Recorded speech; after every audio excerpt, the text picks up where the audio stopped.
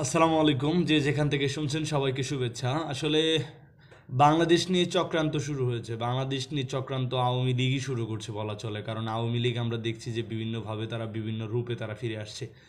সর্বশেষ ভারতের রিপাবলিক বাংলা চ্যানেলের সাংবাদিকরা কিন্তু বাংলাদেশ নিয়ে বাজেভাবে উপস্থাপন করছে। আমরা দেখলাম যশোরের একটি মাদ্রাসাকে কেন্দ্র করে সারা ফেসবুক সোশ্যাল মিডিয়ায় কিন্তু দারুণ আলোচনা সমালোচনা হচ্ছে।